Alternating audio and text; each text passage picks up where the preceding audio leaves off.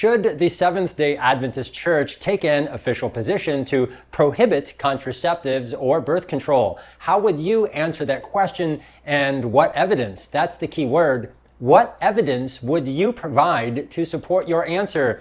And if a Catholic or evangelical or anyone else were to ask you, what does the Adventist Church teach about this? What would you tell them? These are very important questions for several reasons. So in this video, we will provide a response, and it's helpful to note at the very beginning that this is also applicable to evangelicals and Christians of other denominations. I will be citing from some Adventist material, but the bulk of the arguments and science involved are certainly not limited only to my denomination or church. So if you are a Baptist, Methodist, Lutheran, etc., this will apply to you as well, because the physiology of the human body does not change with denomination. And since the Catholic Church tends to be more well-known on this topic, we will address whether what is taught by Catholicism is compatible with Protestants, and the best way to begin to approach all of this is by telling the story of Noah and the flood, but not the Noah that you are probably thinking of. In the summer of 2005, a very powerful and very destructive hurricane hit the southeast United States. Over 1,300 people were killed by what is known as Hurricane Katrina. One region particularly hit by the hurricane was New Orleans, a major city in the state of Louisiana. Due to massive flooding, rescue efforts were made to save those in danger, and a little boy named Noah has the special distinction of being one of the youngest residents to be saved. You see, Noah had been trapped in a flooded hospital, and police officers had taken a boat to the hospital to rescue Noah. What makes this story so interesting is that when the police entered the hospital, Noah was an embryo stored inside a canister of liquid nitrogen, along with 1,400 other embryos. About 9 months after Katrina, the parents decided they were ready to try for another baby with their rescued frozen embryo, and soon the couple's second son, Noah, was delivered. There are pictures of the family online and news stories. You can see both Noah and his brother, who was also born using what is called in vitro fertilization, also called IVF. The global market for IVF is currently estimated to be worth around $16 to $20+ billion, and is estimated to be valued around $33 billion by the end of the decade. And I share this to emphasize the point that scientists, doctors, biologists, investors, and professionals all over the world understand very, very well. And a global multi-billion-dollar market depends upon understanding very well the indisputable, irrefutable scientific fact that a new human being comes into existence at fertilization. To cite from one of just many books on biology and embryology, quote, "Human development begins after the union of male and female gametes or germ cells during a process known as fertilization, conception." Every person watching this video, you did not come from an embryo, you were an embryo. Just like Noah, you began your existence as a whole, complete, distinct living human being as a single-celled zygote.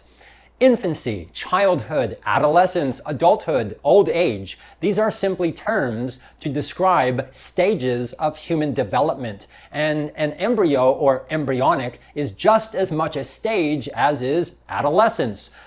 Nobody ever says, "I came from a child," because that would be absurd. You did not come from a child because you were a child. It was you as a child, you as an infant, you as a teenager, and you as an embryo. The only difference between these stages is time and development.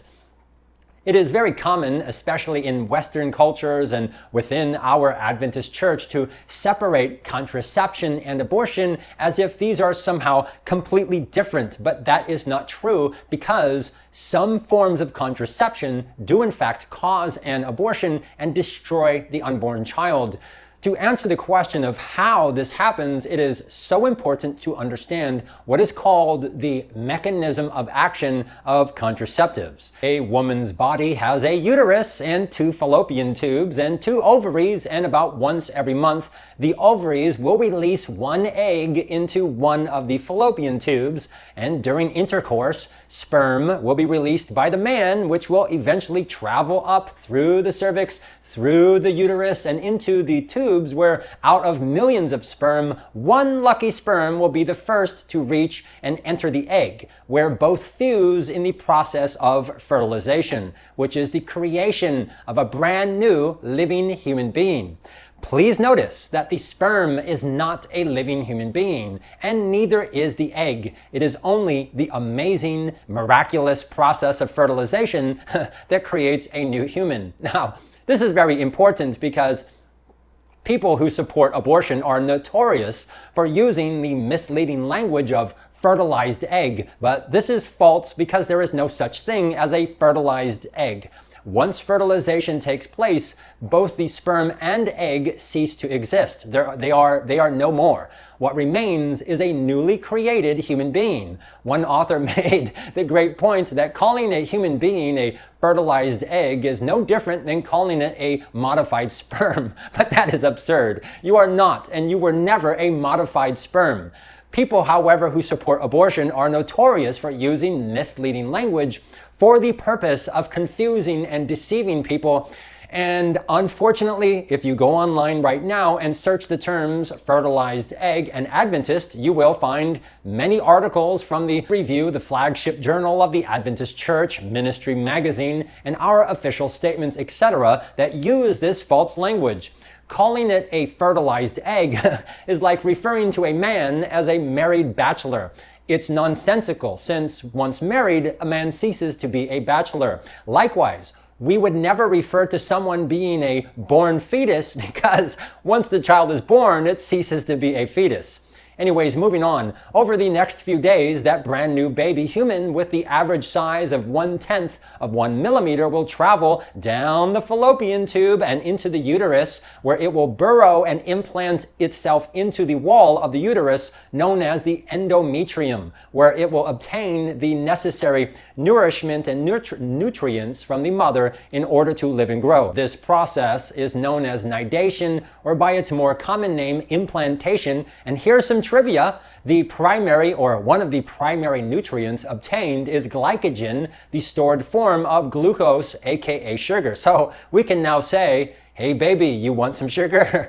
You can read more about this by searching for endometrial glycogen. So in other words, when this new human baby is created, it travels for several days and finally gets to the uterus, where it implants into the wall, and mommy gives the baby a home and food and sugar so that the baby can grow and develop. Now, for the purpose of this video, it is important to note that even before the baby made it to the uterus, the release of hormones has already caused the endometrium, or the lining of the uterus, to prepare itself by swelling and thickening and changing in order to provide a hospitable environment for the anticipated arrival of the little baby embryo. You can't just put an embryo into a woman's uterus at just any time of the month and bring about implantation. No, it is only a very small, limited window of time where the uterus is receptive to the embryo. Now, all of this is important to understand because contraceptives have several what are called mechanisms of action. And one of those mechanisms, the one that causes the problems, is that they can function by blocking the ability of the baby human to join to the mother through implantation.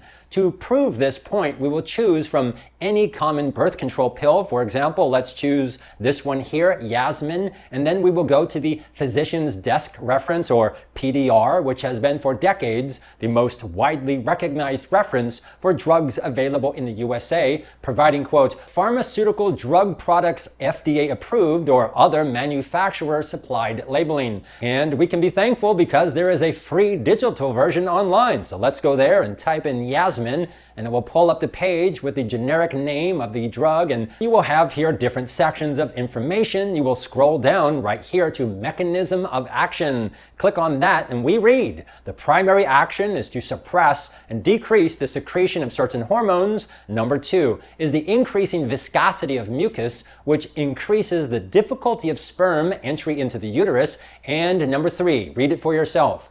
Alteration in endometrial tissues also occurs, which reduces the likelihood of what? What does it reduce likelihood of? Implantation of the fertilized ovum. So there it is in black and white, straight from the pharmaceutical industry, FDA, government approved. Almost every other birth control pill will say the same or similar thing.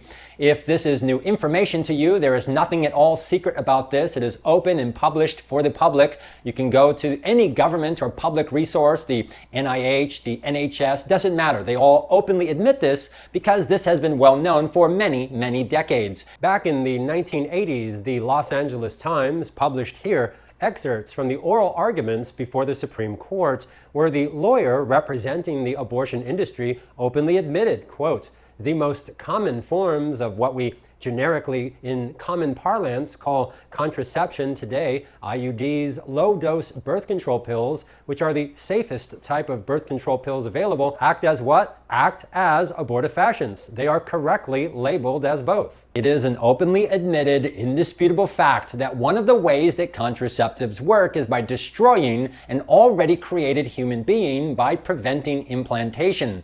And before continuing, we can take notice of a very interesting admission from the leadership of the Adventist Church.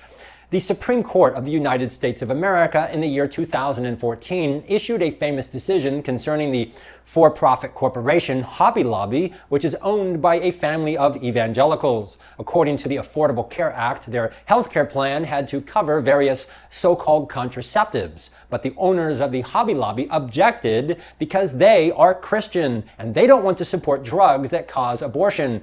And in briefs filed with the court, which you can see for yourself and which I cover in detail in other videos, you can see right here, quote, as it has throughout this litigation, the government concedes that the drugs and devices at issue can prevent uterine implantation of an embryo. So when this issue was brought before the Supreme Court, the government did not at all challenge whether these drugs may cause abortion, but openly conceded that they can do so. Interestingly, when the Supreme Court decision was published on June 30th, the Adventist Church literally responded the exact same day in a statement saying the Adventist Church does not object to providing the methods of contraception at issue. But this is misleading because they are not contraceptive, a point which even the government openly admitted. They continue by saying that the church has fully complied with this provision for its US-based employees. And in a separate article, the Adventist Review admitted right here that the church does in fact provide the drugs required by the ACA, which the government admitted causes abortion. The owners of the Hobby Lobby said, we are not going to support a health plan that provides drugs that cause abortion. But the Adventist Church came out and said, oh no, we do so, no problem. Now, some of you watching this video, hopefully many of you will say, hey, wait a minute, that doesn't make any sense. How can something be called a contraceptive if it does not actually prevent conception? And this is why it is so very, very, very important, especially when talking to Adventists, to pay close attention to the definitions. The word conception in the classic sense is simply a synonym for fertilization, the point at which the new human life begins. Contraceptives, then, in the classic sense, are chemicals or devices that prevent conception or fertilization.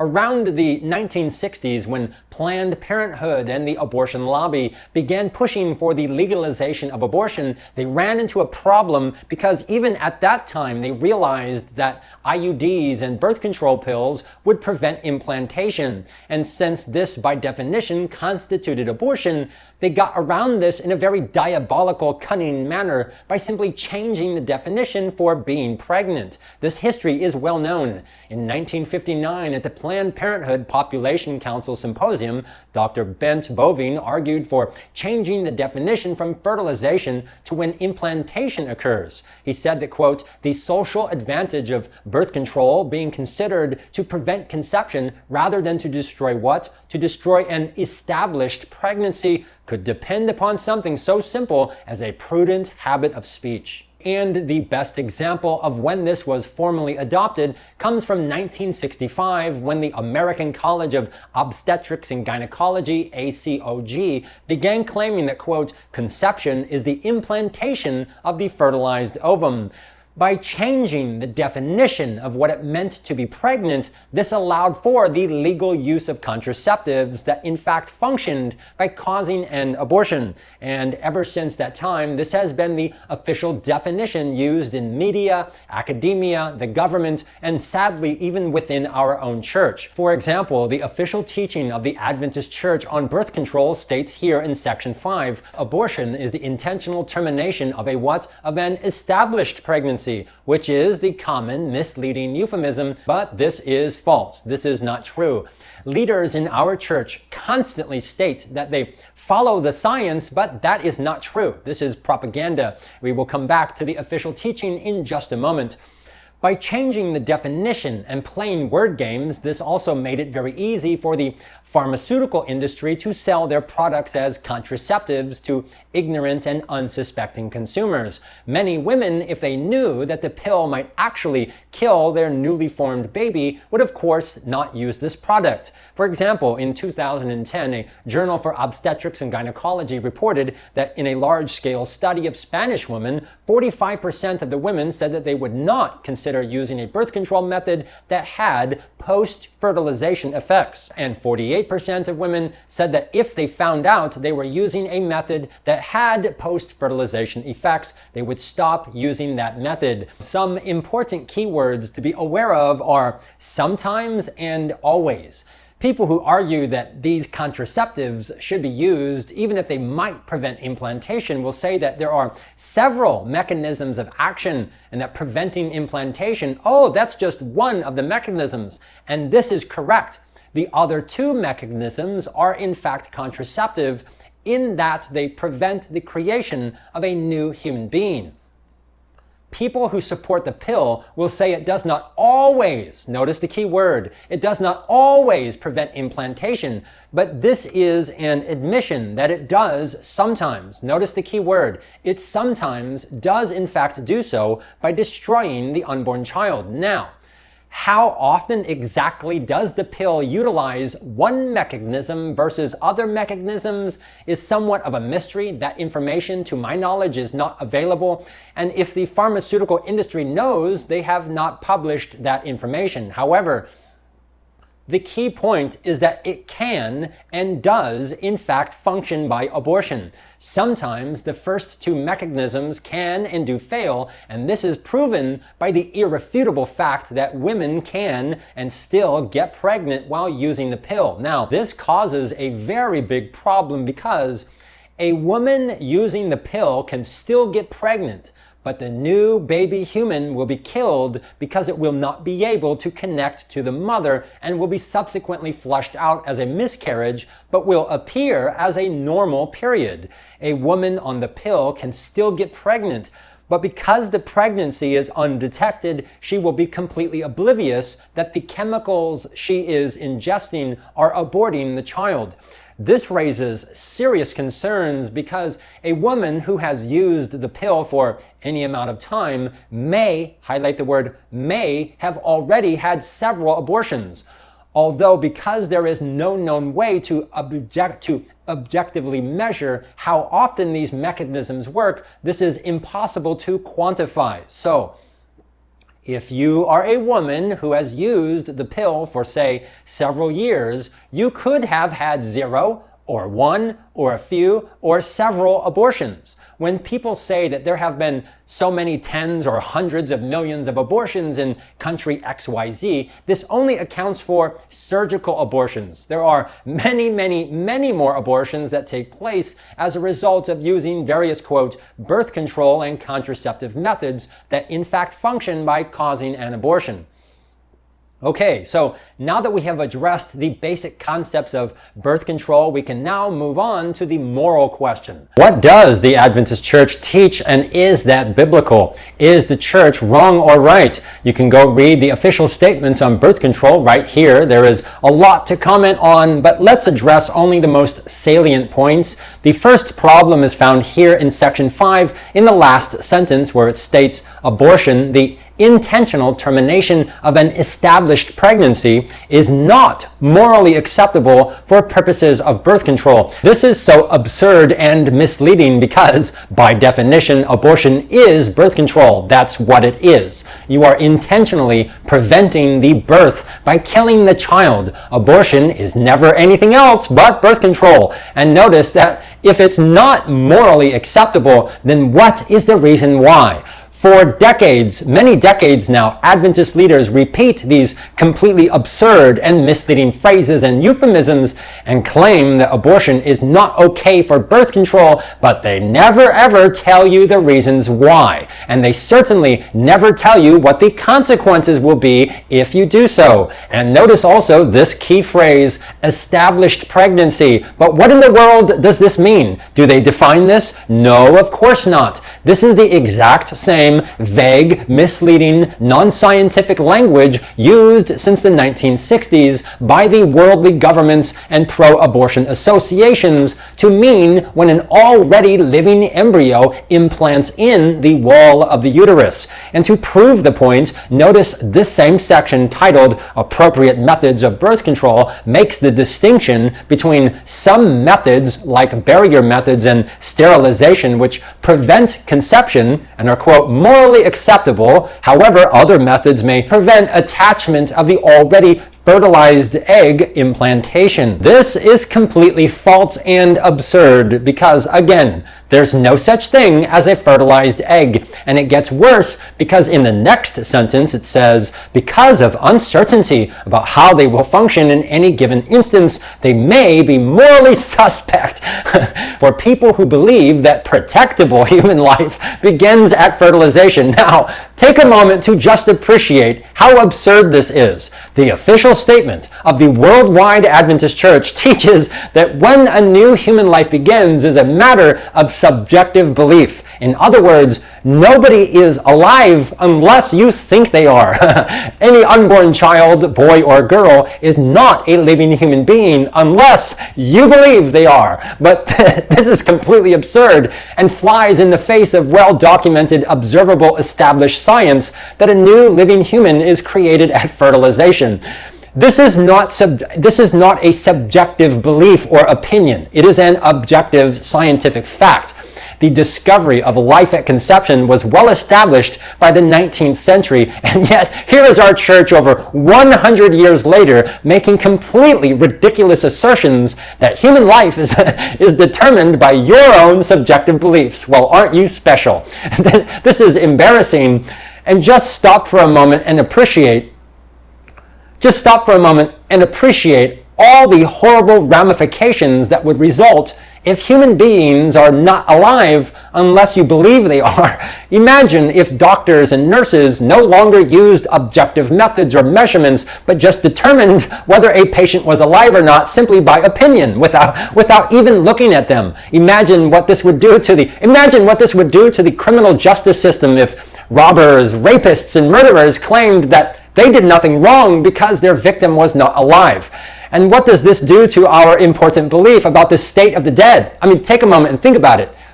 If being alive is merely a matter of opinion, then spiritualism and contacting the dead would no longer be a sin as long as you believe that they are still alive. And right here would be a great opportunity to compare this to tithing. Notice that when it comes to tithing, the Adventist Church in no way adopts this completely subjective view. Oh no, they are very objective. They know exactly what is 10% of your income. You don't get to subjectively determine when tithe begins. No, the tithe always begins at 10%. It's never 4% or 7% or even 9.9%.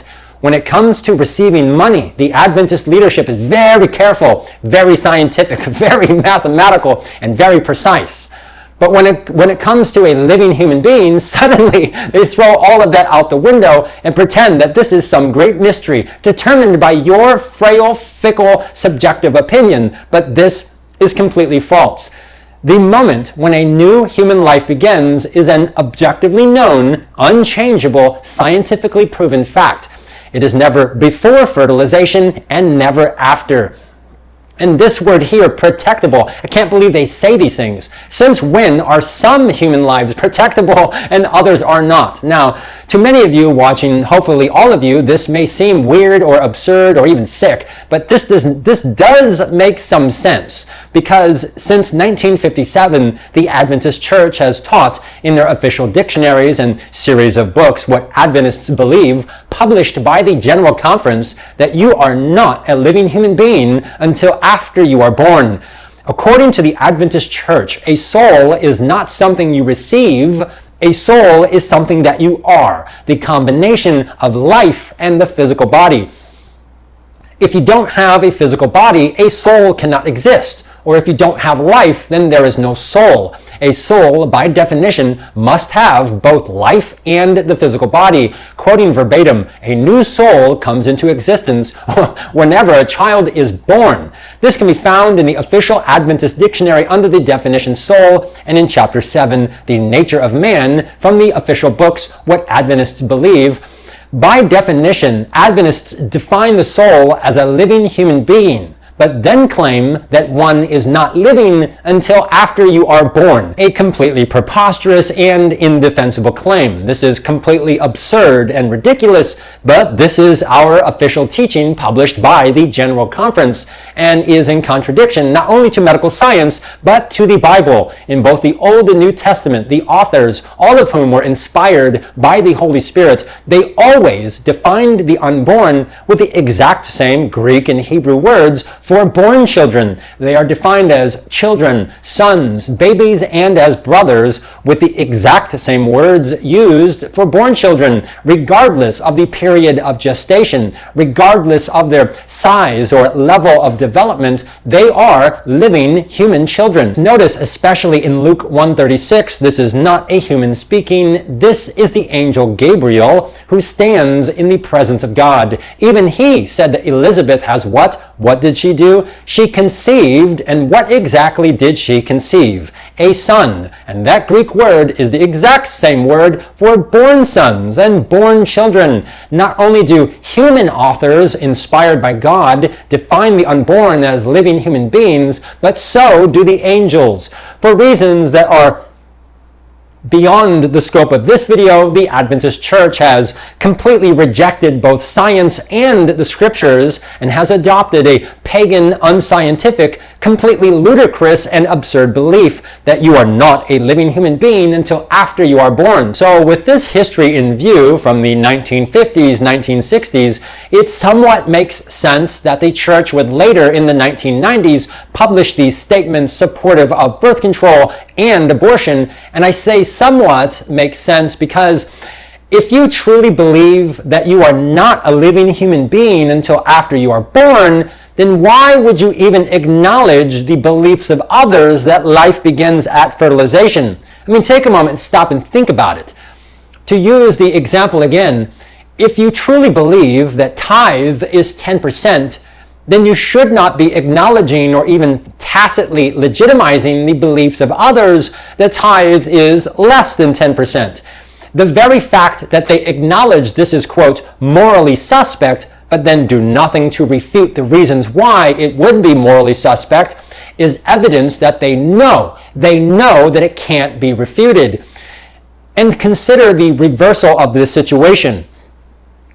For people who believe a new human being is created at fertilization, they can point to the objective, documented, established scientific evidence. But for people who believe a new human life is created at some other time, they can't point to anything. They literally have nothing on which to make their claim. And pay close attention and notice that when the Adventist Church says that this happens after a child is born, they don't explain how. How do they know this? How exactly do they know that this happens at birth? How? Where is the objective criteria? When Dr. Ben Carson operates on children in the womb, why would he be operating on children who, according to his own church, are not alive? This is ludicrous. This is stupid. This is ironic because at the very time the Adventist Church began to claim that the unborn are not living human beings, Dr. Edward Hahn was inventing the fetal monitor, proving that they were in fact very much alive. His work was featured here in Life magazine, which said, quote, Dr. Hahn's new system could save as many as 20,000 babies a year. And the SDA Encyclopedia here has a page dedicated to him. Now, how weird and embarrassing that we claim the unborn are not alive while simultaneously honoring a man who proved that they are very much alive. And if they are very much alive, then it is wrong to kill them. So, to summarize thus far, yes, the unborn are living human beings from the moment of conception or fertilization. Yes, some birth control methods, including many forms of the pill, do in fact function sometimes by causing an abortion.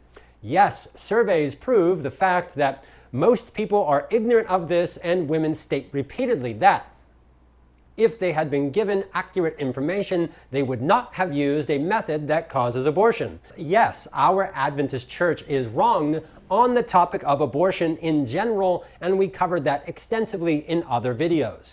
And yes, our Adventist Church is wrong on the topic of birth control.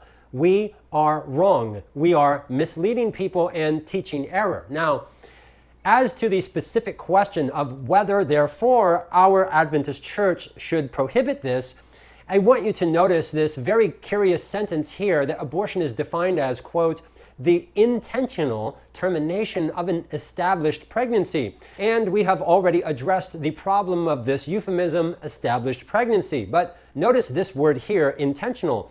It is very strange and curious that this is not the definition provided in the actual position on abortion, but only here in the statement on birth control. Isn't that weird? The abortion position says abortion is defined as any action aimed, highlight the word aimed at the termination of a pregnancy. But on birth control, it is different. They use the word intentional. Now, I obviously can't speak to the inner motives of those who wrote this, but this difference in language, it does make sense because intentional is a very strong word. And if you're trying to convince Adventists to support abortion, you don't want to remind them that you are intentionally killing a little boy or girl in cold blood. So you use language that's more generic and softer and vague, like the word aim. But with birth control, they use the word intentional because the vast majority of women who use birth control are not intending to kill their child. So the question then becomes, should the church forbid or prohibit the action or use of a chemical when it has the potential to kill another human being, even if unintentional? For example, if a hunter is not sure whether the movement in the brush is caused by an animal or a person, if the hunter is not certain, should he just pull the trigger and shoot or not shoot? When you are driving at night and you see a figure in the road ahead that might be a child, but maybe it's just a shadow of a tree, do you just drive into it or do you put on the brakes?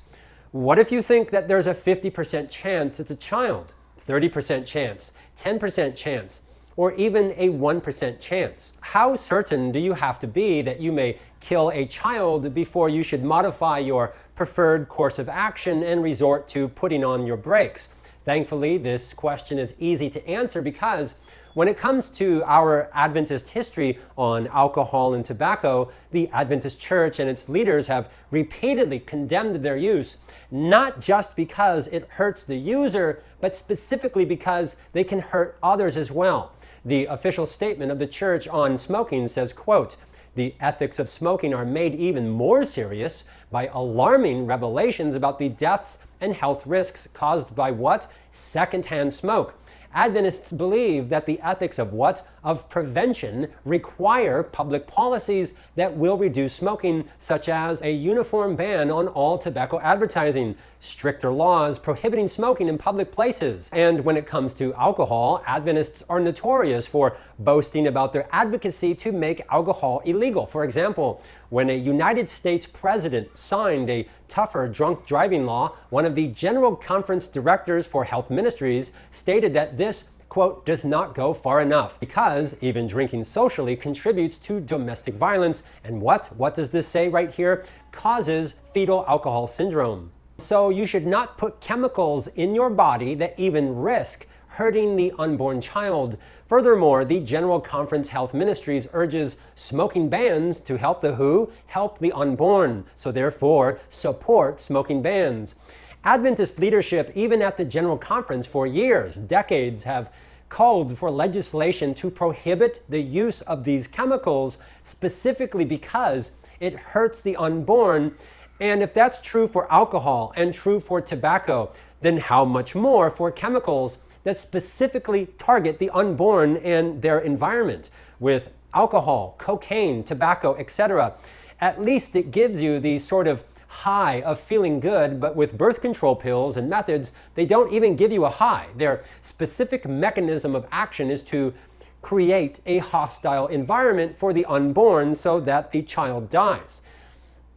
So it would be completely absurd and hypocritical for the church to condemn smoking and alcohol because it is, quote, detrimental to the unborn child, but then turn around and support and approve of birth control methods that kill the same child. That would be absurd and contradictory. Now, for a moment, let's just try to imagine what would happen if our Adventist church reversed its position and began telling the truth about birth control. According to repeated surveys and polls throughout the years, the support for birth control has been way more, usually more than double that of support for abortion. For example, every year, Gallup tracks the views of Americans on the morality of a range of social issues, and birth control consistently ranks number one at the top as being acceptable. Just a few years ago, in 2022, at 92%, almost everybody says that this is acceptable, while for abortion, that number is almost half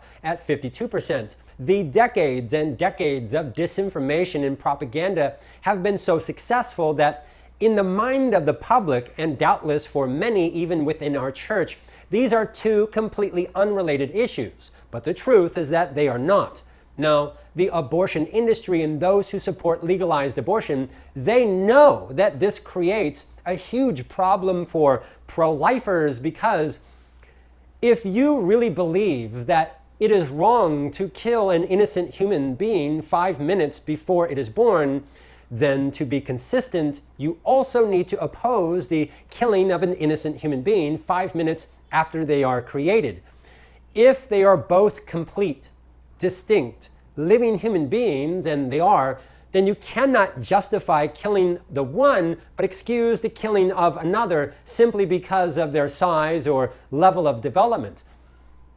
There are many people who oppose the horrors of partial birth surgical abortion, or who oppose abortion in the second or third trimester. But if your opposition is based on the fact that it is wrong to kill an innocent human being, and if that is what you truly believe, then to be consistent, you also need to oppose birth control methods that function as abortive fashions. Politicians who aspire to win a seat in public office, especially in the USA, they know full well that you might in some regions or areas be able to oppose abortion and win or garner votes, but if you come out and publicly oppose birth control, that would be political suicide. You're finished. because even many, quote, pro-life conservatives are supportive of birth control that causes abortion.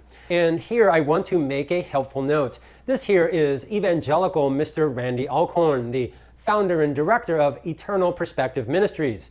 He is a very prolific author who has written over 60 books, and to my knowledge, he is the person who is the most well known for bringing attention to this issue by publishing his book here, Does the Birth Control Pill Cause Abortion? First published in 1997 and in its 11th printing in 2011. The book is now available, thankfully, for free. See the link down below. To my knowledge, this is the best available resource out there, so anyone interested who wants to learn more will want to check that out. Other names to be familiar with are Dr. Walt Larimore, who with Dr. Joseph Stanford published the well-known research titled Post-Fertilization Effects of Oral Contraceptives and Their Relation to Informed Consent. Now, the reason why I mention their names is because both Alcorn and Larimore have mentioned that the greatest opposition to their research and material has not come from the secular crowd, but from other Christians, especially within the pro-life community. Now, this might come across as weird or strange, but it is what it is. For a variety of reasons, many even Christians don't want to hear anything about the abortifacient effects of certain birth control methods. And usually within Adventism, the attitudes tend to reflect attitudes in the surrounding culture. So it is very likely that many will not like to hear this. But here again, we also note the experience of Alcorn, Larimore, and others that nobody for decades has been able to refute their evidence or arguments, and they can't do so because it's based upon all the scientific and medical research. And so now that we have thus far addressed the basic, most salient points, we should now address the objections, which at this point in time are not many. To my knowledge, nobody anywhere in the Adventist Church speaks about birth control. At this point in time, it is largely perceived as a non-issue that gets very little to zero attention. So people have not spent much time thinking about this, and therefore we don't hear many objections. But one that we have heard repeatedly for decades is that, quote, "We are not Catholics." Adventists, especially in the NAD and GC, have tried repeatedly to frame abortion as an evangelical Catholic issue, and specifically birth control as exclusively Catholic, but this is false and absurd for several reasons. First of all, Adventists and Catholics, we both agree on the virgin birth of Jesus and his bodily resurrection. Should we abandon these beliefs simply because we share those in common with Catholics? No, of course not. Simply because Catholics teach something does not automatically mean that it's wrong. To suggest otherwise would be completely absurd. Another example are Seventh-day Baptists. Should we abandon the Sabbath because they also honor the fourth commandment? And Jehovah's Witnesses, they share with us the same belief about the state of the dead. Should we abandon that too? No, of course not. The attempted guilt by association does not work. Furthermore, the belief that human life begins at conception is not exclusive to Catholicism. The same point is accepted by virtually every secular, evolutionary-minded embryologist as the beginning of a human life. The entire multi-billion-dollar international IVF industry is based upon the irrefutable fact that a human life begins at conception and at no other point. By the way, some important trivia: contraceptives became legal in 1965 when the Supreme Court in Griswold versus Connecticut gave the right to birth control, and even the Adventist Church's official journal Ministry admitted right here the historical fact that recently overthrown U.S. laws against birth control are traceable to what? Read this for yourself. The laws are traceable to what? To Protestant legislation. So it was not the Catholics who gave the anti-abortion, anti-contraceptive legislation. It was Protestants. But do we hear this today? No, of course not. Acknowledging that Protestants are responsible for this would undermine the narrative. Also, it is unfortunate that whenever Adventists have criticized Catholics for their stance on abortion or birth control, to my knowledge, we never cite from what the Catholic Church actually teaches.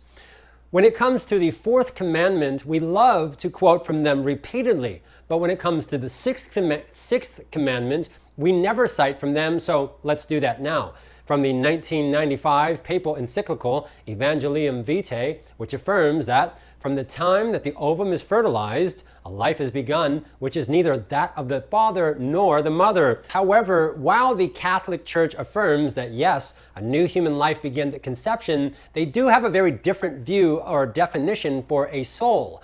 Contrary to the biblical definition that you are a soul, the Catholic Church teaches that you receive a soul, also known as ensoulment. However, this philosophical question is irrelevant because, as the Catholic Church clearly stated in 1974 in their Declaration on Procured Abortion, that biological sciences cannot define the moment when a human person is constituted, and that this declaration expressly leaves aside the question of the moment when the spiritual soul is infused. There is not a unanimous tradition on this point, and authors are as yet in disagreement. So, the Catholic Church teaches that you are a living human being from the moment of conception, but that at that moment or afterwards, you receive a soul and become a person. However, regardless, quote, the one eliminated is a human being at the very beginning of life. Again, quote,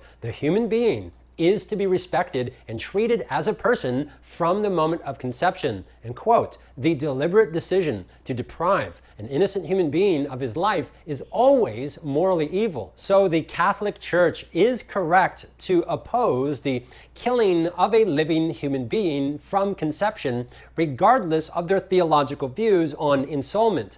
We Adventists might say that they are not biblical when it comes to the definition of a soul, but they are correct when it comes to opposing the killing of human beings. Now, when it comes to contraceptives that work in the classic sense, the Catholic Church goes a bit further by claiming that, quote, each and every marital act must of necessity retain its intrinsic relationship to the procreation of human life.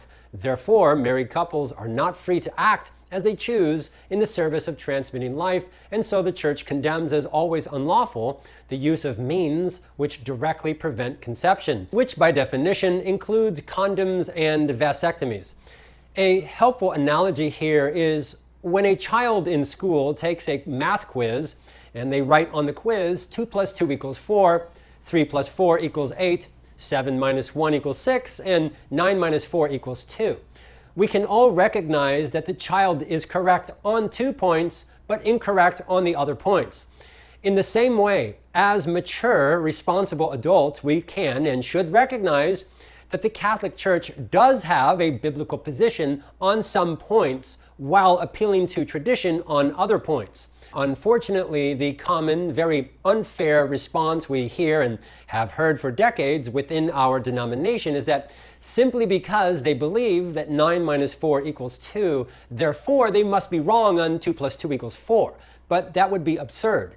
It seems like there is often a mindset within Adventism that if we openly, publicly acknowledge that yes, Catholics are actually correct on some points, that doing so would therefore undermine our witness. But the level of immaturity and absurdity here is mind-boggling. That doesn't even make any sense.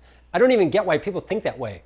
And the reason why we Adventists, especially in North America and the GC, why we caricature Catholics in this manner is because we support abortion and we are wrong. And we know that we can't defend what we teach. Now, this then puts us in a very dangerous position because in our Adventist theology, these two churches, Adventist and Catholic, will play prominent, important roles in the end of time. And if we are wrong on the sixth commandment now, while they are correct, then this will inevitably cause serious problems down the road. We know that if we keep going like this, it will cause a crash. And yet, despite knowing this, our leadership and many laity are intent on stubbornly driving us straight into a crash. Anyways, while much more can be said, I know we have covered the main points. Because our church is wrong, this issue will inevitably be revisited in the future. And so we can just address additional questions later as they arise. And one important additional note, something very confusing about this topic is that there are two different statements published by the church.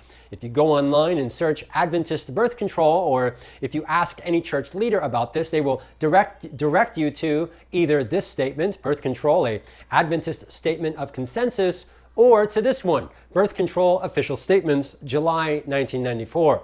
This is confusing because the one labeled official statement was voted and approved by the GC AdCom, but the other one here was voted and approved by the GC Executive Committee at Annual Council in 1999. And according to the official constitution, Article 13 right here, this quote speaks for the World Church. However, this is a very big problem because, as was reported in Ministry Magazine, President Neil Wilson, the father of President Ted Wilson, told the Religious News Service that the Adventist Church would address the issue of abortion at the GC in session in Atlantic City in the year 1970. However, this never happened. And so for over 50 years now, the church, have never ever been allowed to vote on this issue, which is grossly unfair. Now, if you compare these two statements, they are not identical because one of them has an addendum for the use of the abortion drug RU486, which they openly admit right here can prevent implantation. And if you scroll down to the bottom, you will see that this was voted by the AdCom, the same AdCom that has published many other problematic positions. For those of you who are new to this topic, the AdCom is a very small administrative committee that does not have any legitimate authority to be making theological statements like this, but they do it anyway, and that's causing a big problem in the church. And what's worse about this is that the approving language for RU486, the notorious abortion pill, claims to be guided by the previous 1992 abortion guidelines. But this is an obvious problem because how can something in 1994 refer to something previous in 2019? The math ain't mathin'. The fact that this relies on a previous position which no longer exists, that itself is sufficient reason for this to be revisited and voted on by the World Church. But the reality, as everyone knows, that the current climate of Adventism is so stubborn, so hostile, and so arrogant that we can't even make progress on something as horrible and disgusting as late-term abortion. So birth control appears completely hopeless.